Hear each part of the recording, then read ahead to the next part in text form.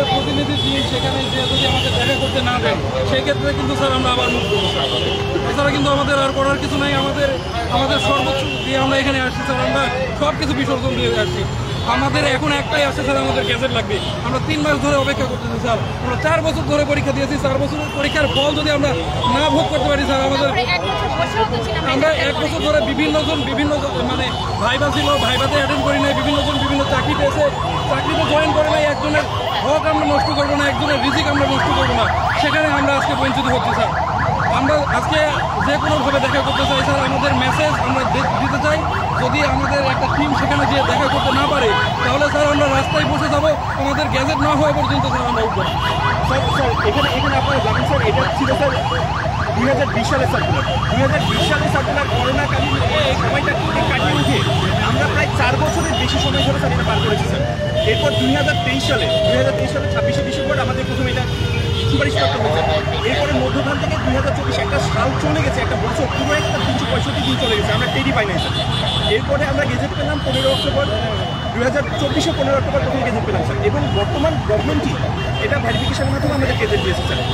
ম্যাক্সিমামটাই সেই গেজেটে অন্তর্ভুক্ত ছিলাম স্যার। আমরা সেখানে আমাদের উল্লেখ ছিল আমাদের যোগদানের তারিখ হচ্ছে 17 নভেম্বর।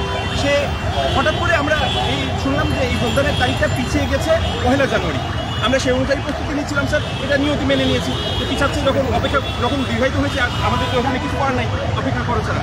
পরবর্তীতে আমরা যখন অপেক্ষা করলাম এবং এর কেবলমাত্র একদিন আগে 30শে ডিসেম্বর আমরা সন্ধ্যার পর অর্থাৎ রাত্রে জানতে পারি যে আরেকটা গেজেট প্রকাশিত হয়েছে এবং সেখানে আমাদের এই ম্যাক্সিমাম টাকা নাই, এই 227 জন 267 জন এখানে ছিল স্যার। 267 জনের মধ্যে 40 জন মেডিকেলে অ্যাটেন্ড করে নাই, বিধায় এই সংখ্যাটা হচ্ছে অ্যাকচুয়াল সংখ্যাটা হচ্ছে 227 জন। এরপরে স্যার আমরা বিভিন্নভাবে যোগাযোগ করলাম জনপ্রশাসন থেকে, আমাদের বলা হলো আপনারা আবেদন দেন এবং আপনাদের পুনরায় ভেরিফিকেশন করা হবে এবং অতি দ্রুত সময়ের মধ্যে আপনাদের পুনরায় গেজেটের মাধ্যমে আপনাদের যোগদান করানো হবে। এই প্রেক্ষিতে আমরা আবেদন করলাম স্যার এবং 9 জানুয়ারি জনপ্রশাসন মন্ত্রণালয়ের সিনিয়র সদস্য স্যার আমাদের বললেন যে 2 থেকে 3 কার্য দিবসের মধ্যে আপনাদের প্রক্রিয়াটা কমপ্লিট হবে এবং আমরা দ্রুত একটা সামাজিক গেজেটের জন্য রেডি করে আপনাদের যত দ্রুত যোগদান করতে আপনারা পারেন সে বিষয়ে আমরা নজর রাখবো। এবং আমরা তখন জেনেছিলাম এবং গতকাল আমরা জনপ্রশাসনে আবার গেছিলাম, অর্থাৎ 19 মার্চে আমরা আবার গেছিলাম। সেখানেও আমরা জানতে পেরেছি যে 19 জানুয়ারি আমাদের একটা সামারি জনপ্রশাসন থেকে চিফ অ্যাডভাইজার স্যার এবং চিফ অ্যাডভাইজার স্যারের দপ্তরে চলে গেছিলো, কিন্তু সেই মানে একটা অতীব জরুরি ফাইল স্যার এই মার্চ মাসে 20 তারিখ হয়ে যায়, এখন পর্যন্ত 2 মাস কীভাবে দেখা নাই। আমরা দাবি করছি যে আমাদের গেজেট ঈদের আগে অতি দ্রুত যেন নিশ্চয় করা হয় এবং আমরা অলরেডি সবাই কোনো না কোনো জবে ছিলাম, আমরা সেই জব সবাই ছেড়ে জানুয়ারির 1 তারিখে আমাদের জয়েনিং করতে ছিল। জব ছেড়ে দিয়ে যখন আমরা আমাদের কাঙ্ক্ষিত জবে আমরা যোগদান করবো, জানেন আপনারা একটা বিসিএসের প্রসিডিউর কতটা লেন্দি হয়, এত লেন্দি প্রসিডিউর মধ্যে রেজাল্ট হওয়ার পরে আমরা 1 বছর বসেছিলাম। 1 বছর বসে থাকার পরে আমাদের 30 ডিসেম্বর জানানো হয় আমরা 227 জন ভিজিট করছি।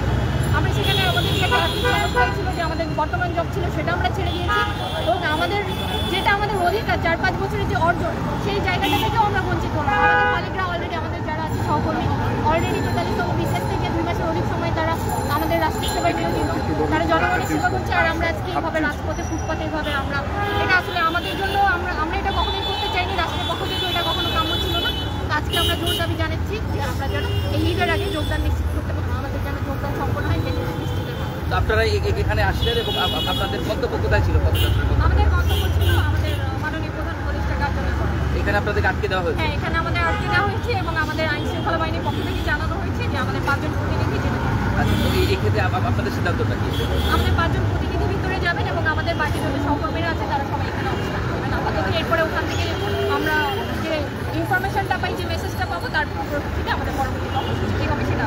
এই কারণে ডিলে করা হচ্ছে বলে মানে আপনাদের গ্যাজেট প্রকাশে দেরি কেন হচ্ছে, বিলম্ব কেন হচ্ছে বলে মনে করেন? সেটা তো আমরা আসলে বুঝতে পারছি না। আমরা এটা বুঝতে পারলে আজকে আমরা তো অপেক্ষা করছিলাম হয়তো বা কোনো ফর্মাল প্রসিডিউর, অফিসিয়াল প্রত্যেকটা কাজে কিছু ফর্মাল প্রসিডিউর থাকে, প্রসিডিউরের মাধ্যমে হয়তো বা সেইখানে 2 থেকে 3 কর্মদিবস বলেছে, 2-2.5 মাস 3 মাস চলছে, এখনো পর্যন্ত হচ্ছে না। সেই জায়গাটাই আমরা আসলে আমরা নিজেরাও মানে আমরা কাকে প্রশ্নবিদ্ধ করবো বলেন?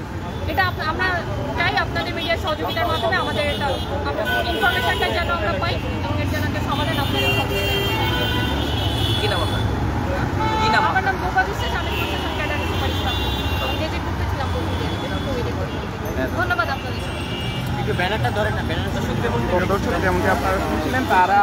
অবস্থান করছে 43 কমপ্লেক্সের যে গ্যাজেট বঞ্চিত যারা, তারা এখানে অবস্থান করছে এবং তারা এখানে অবস্থান করছে এবং তাদের প্রতিনিধি দল প্রধান উপদেষ্টার যে কার্যালয় যাবে, একটি প্রতিনিধি দল 5 জনের একটি প্রতিনিধি দল যাবে এবং সেখান থেকে একটি সিদ্ধান্ত হয়ে আসবে। ভাই একটু চাপেন ভাই, এই ভাই প্রিয় দর্শক, ভাই একটু সাইডে যান। ডেইলি ক্যাম্পাসের সরাসরি সম্প্রচারে ব্যানারটা আমি একটু এই পাশে টানেন, করছিলাম এই পাশে টানেন, ব্যানার টানেন। পরবর্তীতে আরো কোনো প্রশ্ন কিংবা সংবাদ নিয়ে আপনাদের সামনে হাজির হবো। ততক্ষণ পর্যন্ত প্রিয় দর্শক, ডেইলি ক্যাম্পাসের সাথে